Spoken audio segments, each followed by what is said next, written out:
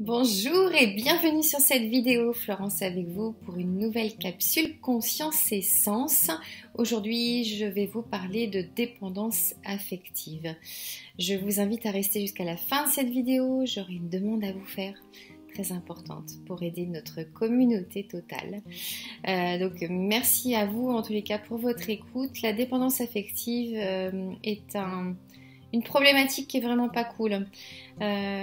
Donc on est beaucoup à être au moins dans une phase de notre vie, à être dans ce problème-là.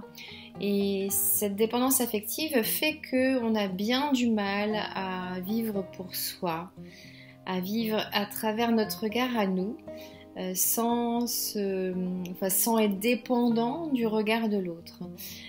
Donc c'est ce qui fait qu'effectivement on a du mal à prendre des décisions seul, on a du mal à assumer les choses seul, on se cache souvent derrière les autres.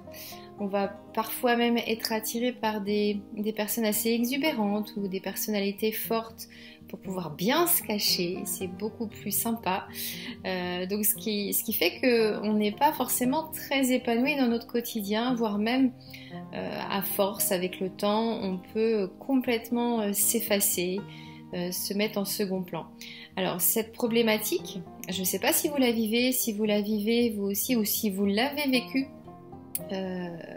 Voilà, votre expérience est importante. N'hésitez pas à la partager, ça peut aussi aider d'autres personnes. Donc ce qui fait qu'on est très malheureux. Souvent ce problème vient de l'enfance, on peut avoir manqué d'affection pendant notre enfance. Donc ce qui fait que on a beaucoup de mal à avoir confiance en soi. Et donc le socle de l'amour qui est défini par ce qu'on vit quand on est petit n'est pas assez solide, ce qui fait qu'on ne peut pas s'appuyer dessus et on est toujours en fait en questionnement, on est toujours en doute, on a toujours l'impression que les autres sont bien mieux que nous, et ce qui fait qu'on avance dans notre vie avec une confiance en soi qui est friable et qui peut se détériorer au fil du temps en fonction des expériences qu'on peut vivre. En tous les cas, les personnes qui sont dans cette dépendance affective sont souvent très malheureuses seules parce qu'elles ont besoin du regard des autres, elles ont besoin de l'amour des autres pour pouvoir avancer dans leur vie. Alors la bonne nouvelle, on va dire, c'est qu'on peut sortir de cette dépendance affective. Le plus difficile, c'est d'en prendre conscience, que notre mal-être est lié à ça.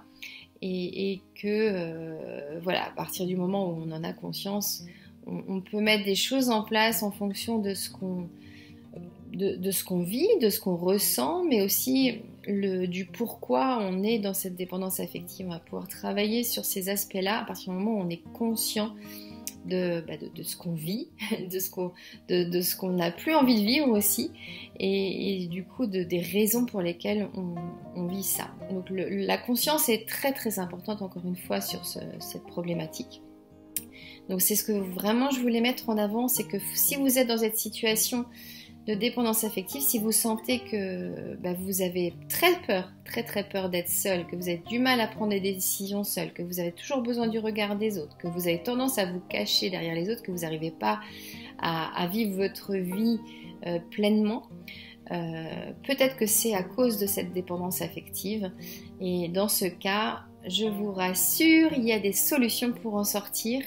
Et c'est ce qui est très important à intégrer, c'est que vous n'êtes déjà pas seul à vivre ça, et en plus vous pouvez vous en sortir. Donc ça c'est très positif, c'est le message que je voulais faire passer, et vous inviter aussi à partager en commentaire vos expériences, soit ce que vous vivez aujourd'hui, si vous êtes dans cette dépendance affective, comment vous la vivez, qu'est-ce qui se passe pour vous, quelles sont les conséquences dans votre vie, et si vous l'avez vécu aussi, je vous invite à partager aussi votre expérience et peut-être comment vous êtes sorti de cette dépendance affective.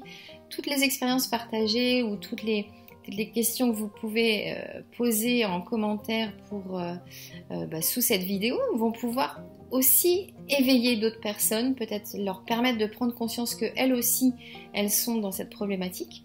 mais aussi peut-être apporter des solutions à d'autres personnes qui sont déjà dans la conscience et qui sont en train de chercher un moyen de sortir de cette dépendance affective qui est vraiment très très pénible à vivre au quotidien. Bien entendu, je propose aussi des accompagnements pour traiter ce sujet, des accompagnements personnalisés individuels avec la méthode que j'utilise moi. Donc, encore une fois, cette méthode étant méconnue, je propose des sessions diagnostiques gratuites pour vous inviter à découvrir cette méthode et voir si elle peut correspondre à vos attentes.